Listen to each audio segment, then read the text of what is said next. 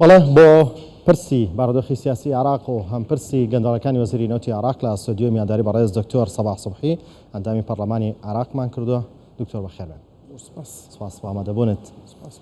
ئەو گەندەڵێت چیە کە وەزیری نەوتی عراق کردوێتی کە ئێستا دەستەی نەزاهە دەیەوێت کە کۆبنەوەکانی پەرلەمان دەستی پێ کردەوە بانگێشتی بکات؟ بەڵێ بەڕاستی وەزیری نەوتی عراقی پێشتر چەندین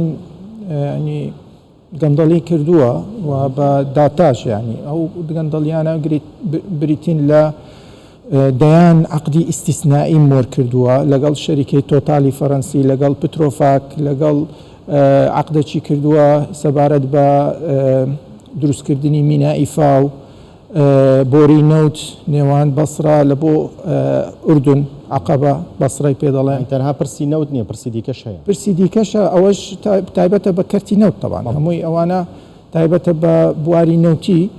و جگە لەوەش ئەگەر تەمەشای تەقیمێکی عامی وەزارەتی نەوت بکەین بۆمان دەردەکەوێت کە وەزارەتی نەوت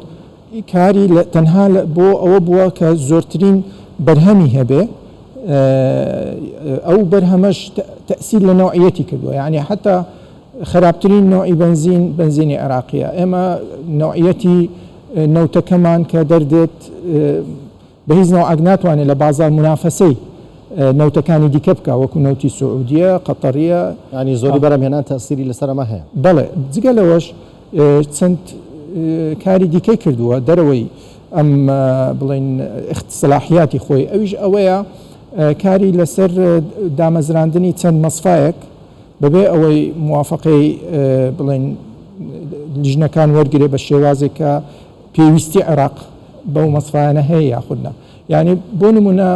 عێراق خۆی پێویستی پێ هەیە، زۆر پێویستی پێ هەیە، بەڵام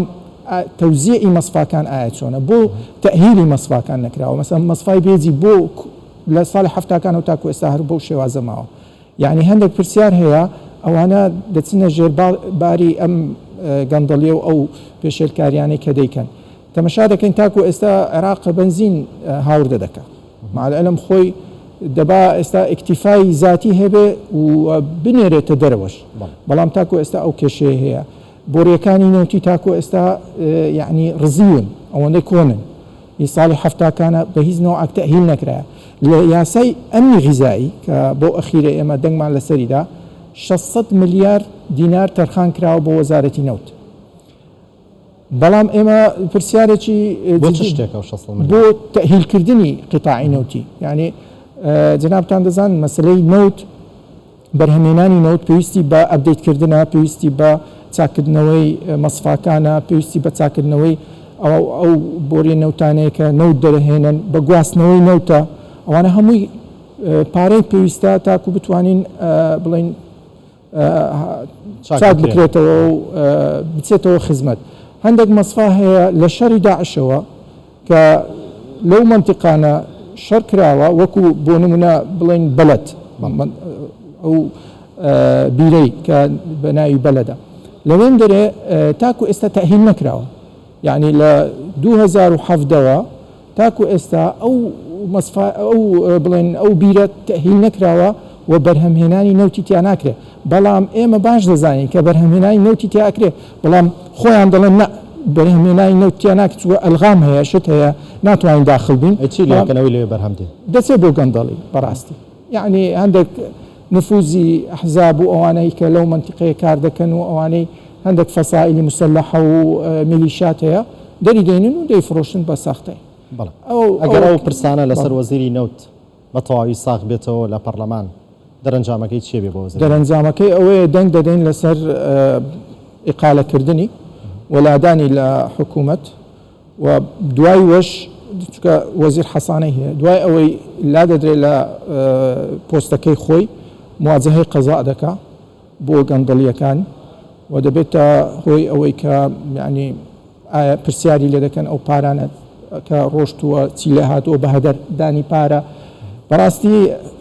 یعنی سیاسەتی وەزیری نەوت زیاتر ئەوە بووە فەشەلەکانی خۆی بە کێشەکانی لەگەڵ هەرێمی کوردستان بپۆشێت، یعنی دای من هەولی داوە هەر زەختمان کردووە لەسەری بۆ مەسەلەی ئیستیزافەکردن نەهاتە پەرلەمان، ینی زیاتر ئەو گرفتانی ئەو لە بەرامبەر هەرێمی کوردستان دروستیە کرد، ئاماژ لەوە بوو شکست و فەشەلەکانی خۆی بشارێتەوە. بالضبط زۆر ئەو دقیقاً ئەو قسەیە کە یعنی دەمەوێت بیگەێنم ئەوەیە ئەو دائیمەن وەختی وەچی دەیەوێت زەختێک هەبێ و حەز دەکات زەختێک هەیە لە پەرلەمانەوە تەوجیه دەکرێت بۆ لای ئەو یەکسەر پەنا دەباتە ئەوەی محکەمەی اتحادی و بڕیاری درایە و هەرێمی کوردستان ئەوەندە دەفرۆشی تاکو ئێستا داهاتەکەی دیار نییە و یعنی ئەو شتانە دەڵ بەڵام ئەو باسی ئەوە ناکە کە ئەو داهاتەی کە نەوت دەفرۆشرێ ئەوانەی کە ئەو داهاتە ڕاستە دەستەوەزات بەڵام چەندی دیکە هەیە تەهریب دەکرێت چەند نەوتی کەرکووک هەیە تەهریب دەکرێت چەند نەوتی بەسرە هەیە تەهریب دەکرێت یعنی ئەوانە باز ناکرێت بەڵام ئێمە داتای وردمان هەیە لەسەر هەموو حرەکاتی سەلمێنەر هەیە لەسەر ئەکید یعنی تەحویل کرا ئەوانە دیاریشە یعنی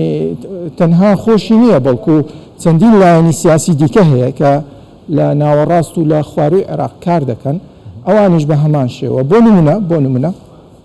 بۆری نەوت وەکو ئینتاجی هەر بیرێک دیارە عەدادی هەیە نەوت دەرەکە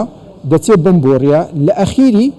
ئەم بڕە نەوتە ناگاتێ کەواتە دزەپێکردنێک هەیە لە ناو بۆری نەوتەکە ئەوانە باش ئەو تعدادانیان هەیە بەڵام ئەوانە بێدەنگی هەڵدەبژێن لەبەر ئەوەی زۆربەی کارەکان پێکەوە ئەنجامی دەدەن بۆ داپۆشینی ئەم کێشە و گرفتان. بەڵێ هەوڵێکە بوو بۆ کۆبنەوەی ئەنجومەنی نوێنەرانی عێراق لە دەرەوەی باڵەخانەی ئەنجومەنی نوێنەران ئەم هەوڵە بەکوێ گەشت ئەکرێت ناکرێت؟ بەڕاستی مەسلەی عێراق مەسلەی زۆر حساسە وە گەشتونەتە حەدی ئینسیدادی سیاسی ئەو چەقبەستووە سیاسیەکە هەیە مەترسیداریشە یعنی مەترسی هەیە لەسەر ئەوەی کە بگاتە ئاستی شەڕی ناوخۆیی یعنی گەشتە حەدی کەواتە ئێمە وەکو پارتی دیموکراتی کوردستان سیاسەتێکی وازەحمانی ئەمە بە هیچ نەوە تەدەخولی ئەم کێشەیە ناکەین بەڵام دەبینە یعنی جێگای سڵح ئەگەر هاتوو بێوێ هەر لایەنێک ناوەندگیری بکەین و یاخود بە شێوازێک لە شێوازەکان پێشنیاری چارەسەرکردنی کێشەکان بکەین و زۆر بە ڕوونیش وتومانە ئەگەر هاتوو هەڵبژاردننی پێشوەختە چارەسەر بێ ئێمە ئامادەین بەڵام